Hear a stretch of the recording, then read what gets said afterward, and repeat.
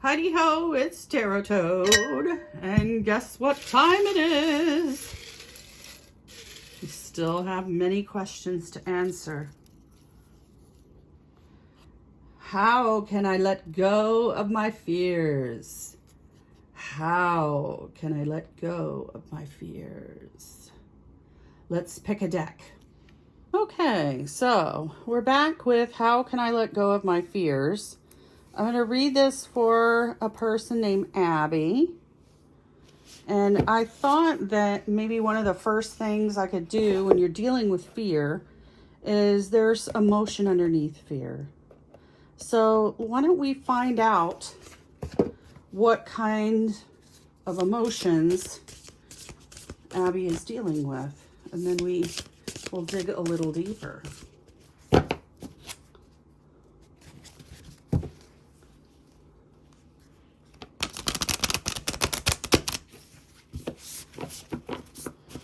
Okay, so what kind of emotions is Abby dealing with right now? So she's mad about something. What else? What other emotion is at work with Abby? She's surprised. So there's some angry and some surprised feelings. Let's do one more.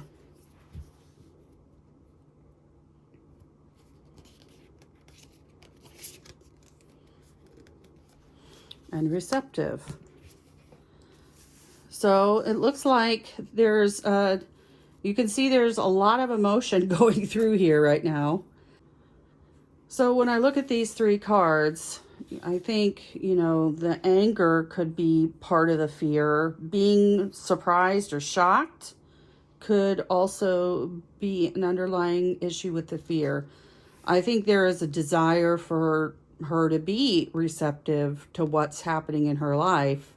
But it seems like it's overshadowed maybe with fears. So let's find out more about this. Okay. So I've decided to use the Oracle Tarot by Lucy Cavendish.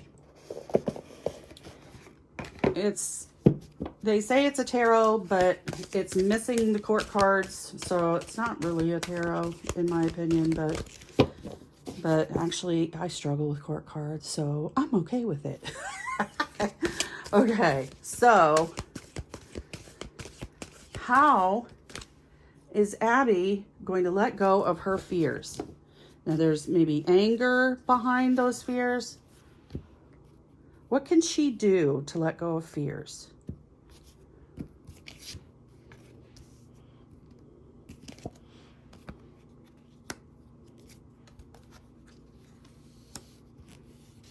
Okay, so what do we have here?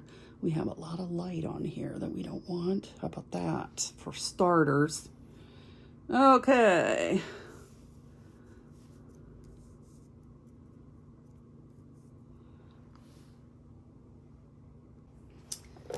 So what do I see from these cards here? We look at the world, and the world is like coming full circle with something in your life.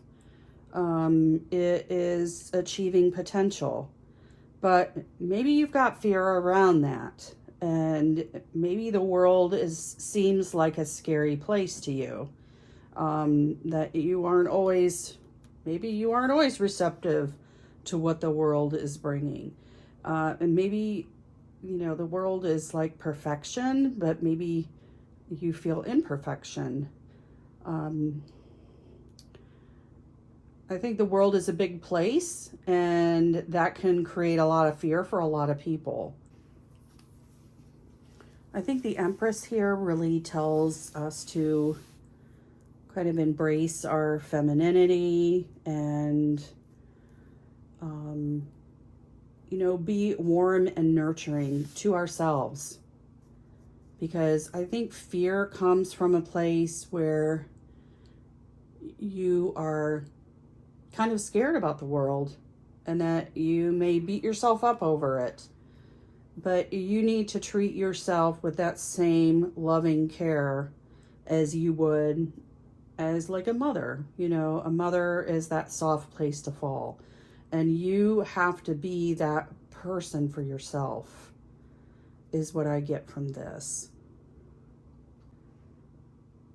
And I think the Nine of Pentacles here is saying that, you know, if you can manage your perceptions, you know, control maybe your anger, and maybe your anger turned inward, because that's a lot of times, people don't get angry with others. They kind of beat themselves up internally, and, you know, and maybe you do destructive things like overeating or something, you know, to stuff down your feelings.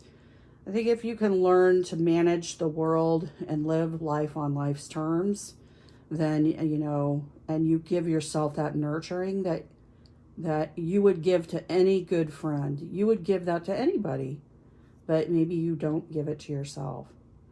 Then I think, you know, the outcome is that you're going to be fulfilled. You are going to be self-sufficient, just like this girl is trotting along in her, you know, her fancy dress and shoes and hat.